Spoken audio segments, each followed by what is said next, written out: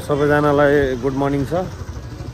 हामी चाहिँ चतुर्भुज आशावादी संस्कृतिविद चतुर्भुज आशावादी ज्यूको शालिगमा चाहिँ अहिले हाम्रो हिमाली सांस्कृतिक परिवारको पदाधिकारीज्यूहरू र कलाकार साथीहरूले चाहिँ शालिग दर्शनको लागि चाहिँ शालिग निरीक्षणको लागि हामी यहाँ आएका छौँ।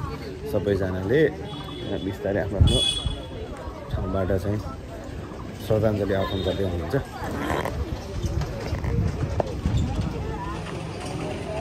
यता हेर्नु ल कस्तो राम्रो ल जानु।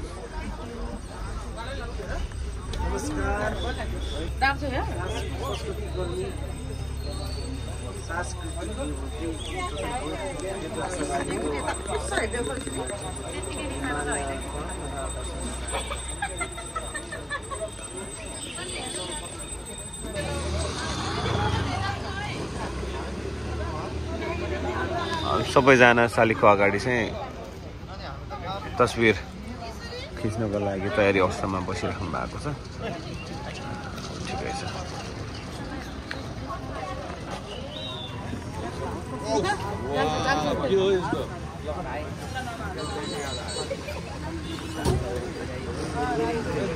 म भाग्यवान छु ल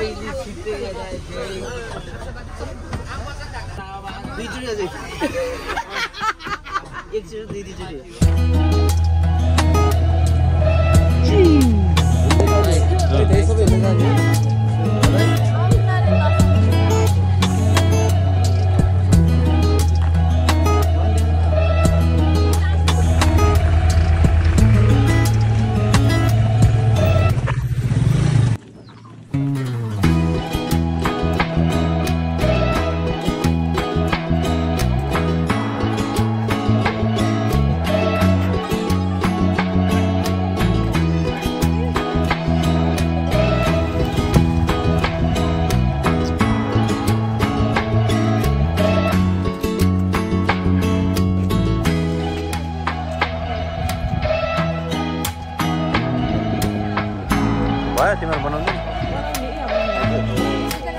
यता फर्केर बनायो पुरा बनायो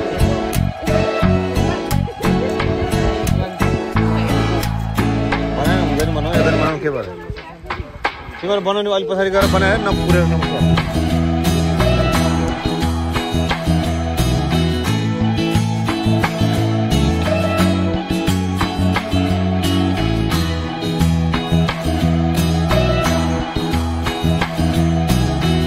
विद्यालय दिएको छ के पूजा ल होला त वातावरण वातावरण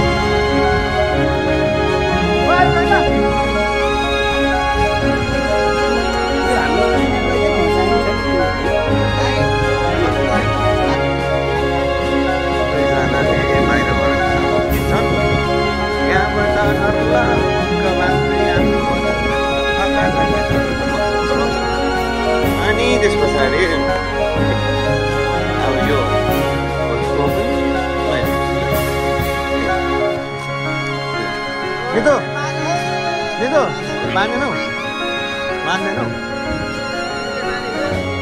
होइन पर्दैन अहिले बान्दैनौ त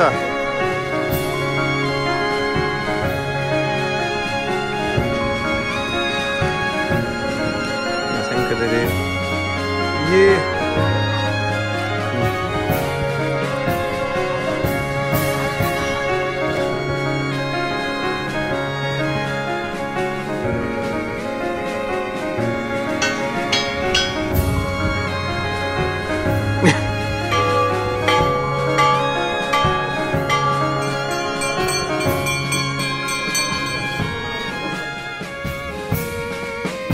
माथि जा माथि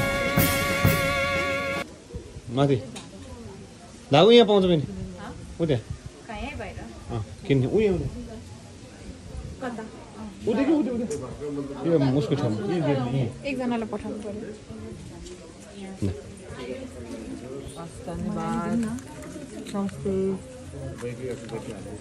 भेट्री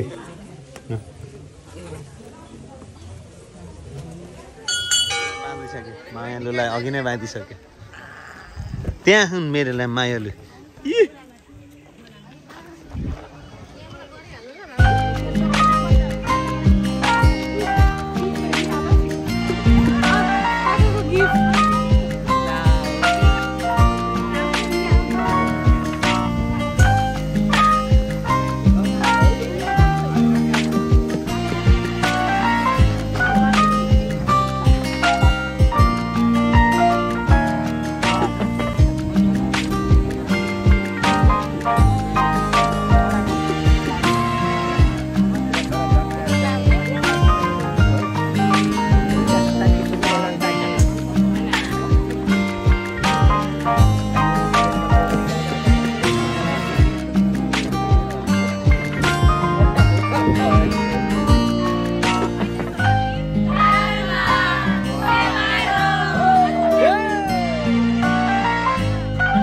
भयो क्या एकचोटि गरेपछि अब सेकेन्ड भाइब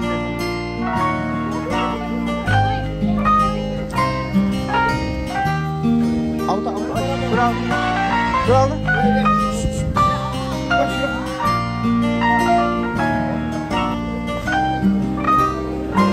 नमस्कार हजुर नमस्ते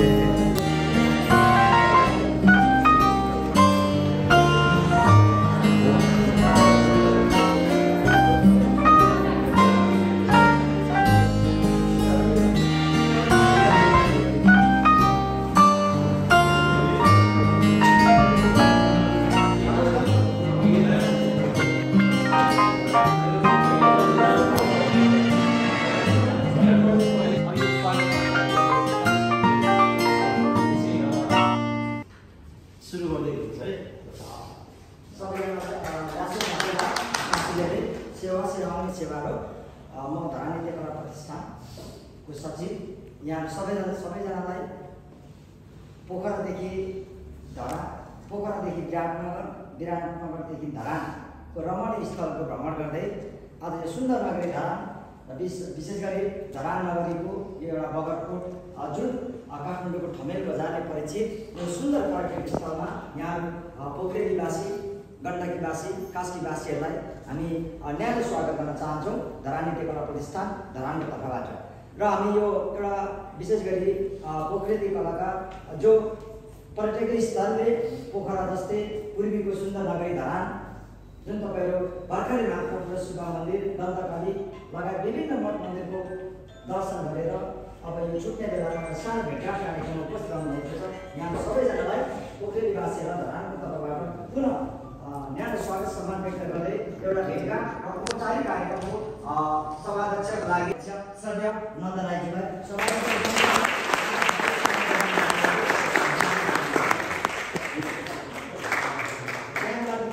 हामी हिमाली सांस्कृतिक परिवार काशी पोखराका अध्यक्ष हुनुहुन्छ म उहाँलाई स्वागत सम्मान गर्न चाहन्छु त्यसै गरी हिमाली सांस्कृतिक परिवारका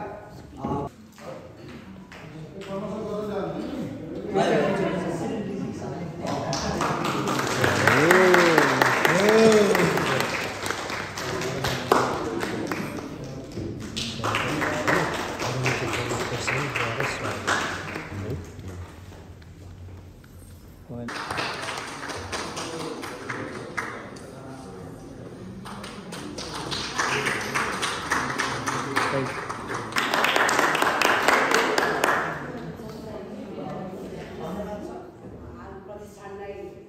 मैले मात्रै नभएर मलाई जसरी दुर्गा भगवानको 9वटा हात 10वटा हात छ त्यसै गरी नै मेरो यहाँ जति पनि दिदीहरू हुन्छ भाइ बहिनीहरू भाइहरू हुन्छ बहिनी हुन्छ उहाँहरूको साथ सहयोगले हामी प्रतिष्ठानलाई 2 वर्षसम्म अगाडि बढ्न सफल भएको छु होइन। हेर्दै जाउँ अगाडि के कस्तो हुन्छ त्यसमा पनि अब पोखरेली परिवार यो जुन अनि संस्कृत परिवारको हामीले पनि एउटा एक प्रकारको साथ सपोर्ट अपेक्षा राखेको छौँ। मान्छेको आर्थिक नैतिक भौतिक जुन तरिकाले एउटा सपोर्ट चाहिँ सबै कुराको तपाईँहरूले साथ सहयोग अपेक्षा गर्नुभयो भने हामी त्यसमा पनि पुनः तयारी छौँ। र त्यसो भन्दै तपाईँहरूले यस अब हामीले थाहा नपाए पनि एउटा सरले हामी प्रतिष्ठानप्रति एउटा सहकार्य जुन गर्ने भूमिका निभाइदिनु दिइदिनु होला, सम्मान दिइदिनु होला भन्दै म यहाँ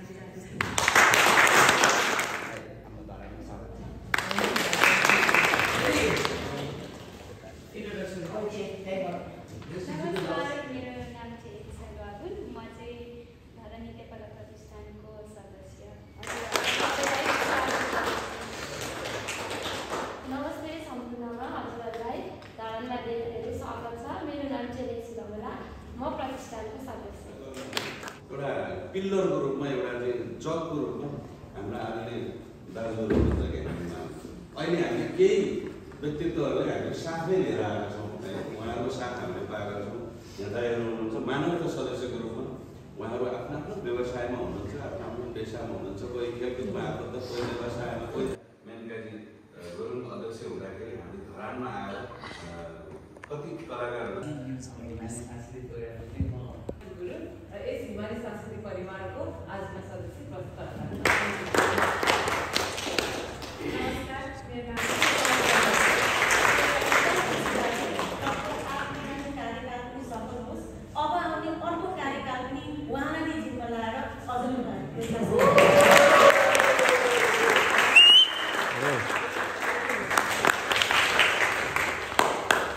नमस्कार, मेरो नाम सजिना गुरुङ। म चाहिँ यस संस्थाको कार्य समिति सदस्य। महिला बिना यो कार्यक्रम अधुरो रहन्छ। त्यसैले महिला दिदीबहिनीलाई विशेष गरी सपोर्ट गर्न चाहन्छु, किनभने उहाँहरूको कारणले गर्दा सायद सम्भवतः यो कलाकारिता क्षेत्रमा टिकिरहेको छ। हामी पुरुषहरू यो क्षेत्रमा कमै मात्रामा आफ्नो नाम र पोखरालाई पर्यटकीय सँगसँगै पर्यटनलाई एउटा कला संस्कृतिको माध्यमबाट पोखरालाई अन्तर्राष्ट्रिय लगानी चिनाउन सफल हुनुभएको छ। हिमाली सांस्कृतिक परिवार हामी एउटा बानी सर्ने क्रममा धारा नृत्य कला प्रतिष्ठान केही वर्ष अगाडि मात्र इस्टाब्लिस भएका छौँ। जसरी हिमाली सांस्कृतिक परिवारले कलाकारिताको क्षेत्रका लागि यही ठाउँबाट सिक्दै सिकाउँदै अहिले विभिन्न स्कुलहरूमा एउटा व्यावसायिक बन्दै अगाडि बढ्नुभएको छ।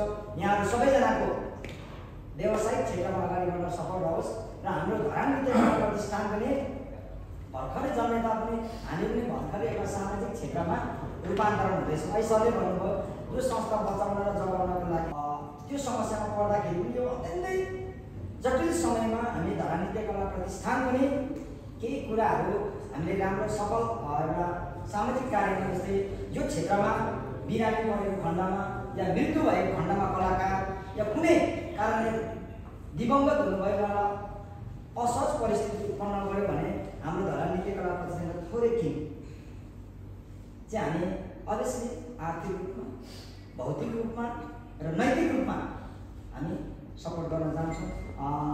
हिमाली सांस्कृतिक परिवारले त्यो अपनाएर आजसम्म आउनुभएको छ। हामी एउटा बानी सर्दैछौँ र अर्को कुरा अघि हाम्रो मनाता सदस्य जोड्नुभएको यो कार्यक्रम पश्चिमको कार्यक्रम पोखरामा नाचिने अत्यन्तै प्रख्यात नृत्यहरू धरानमा ल्याएर सो गर्ने इच्छा रहँदै पनि धरान नगरेको चाहिँ अहिले सम्पूर्ण टिमहरूको एक्जाम अर्को कुरा आजबाट एक्जाम परीक्षै सुरु भयो।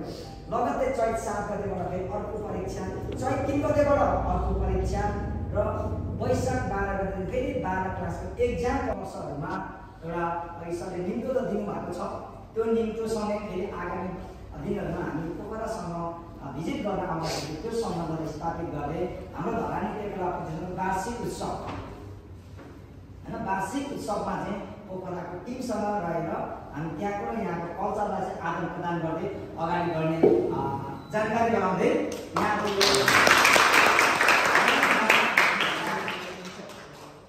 लागि पुनः हाम्रो सुन्दर धरानी नृत्यकला प्रतिष्ठानको तर्फबाट यहाँ सबैजनालाई स्वागत सम्मान व्यक्त गर्दै र सरहरू आज फर्किनुहुन्छ होला सम्भवतः होइन फर्किहाल्नुहुन्छ होला किनभने बसाइ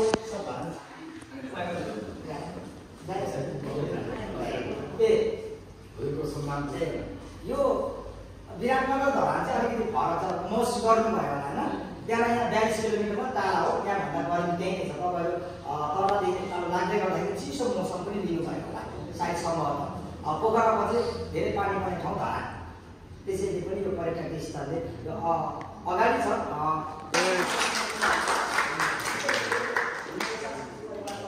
हाम्रो महानतम सदस्य उपाध्यक्ष कार्य समितिका सदस्य कलाका साथीहरू मित्रहरू यहाँ सबैजनालाई पुनः धरानी टेकला प्रतिष्ठानको तर्फबाट हार्दिक शुभकामना सम्मान व्यक्त गर्दै हाम्रो सानो एउटा खानपानको कार्यक्रम छ त्यसमा सरिक भइदिनु हुनको लागि यहाँ सम्पूर्णलाई हाम्रो पाहुनाहरूलाई स्वागत सम्मान गर्दै आजको हाम्रो छोटो भेटघाट कार्यक्रम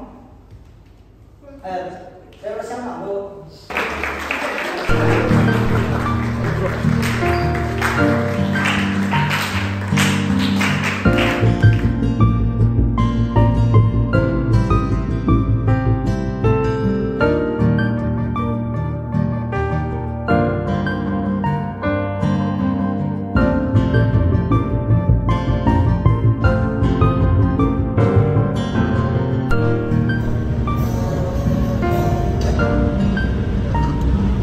हामी चाहिँ बोर्डरमा आइपुग्यौँ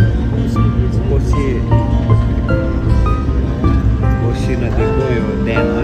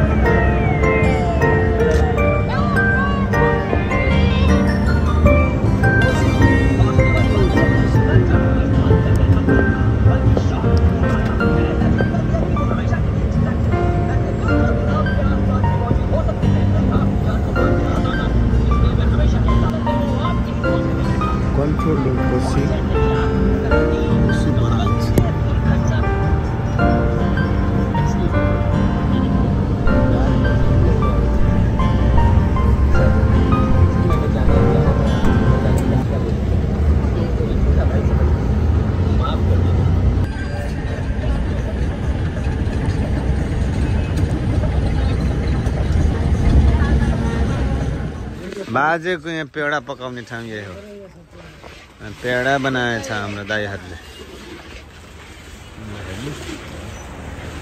यो चाहिँ है दुध हालेर दुधमा चाहिँ नि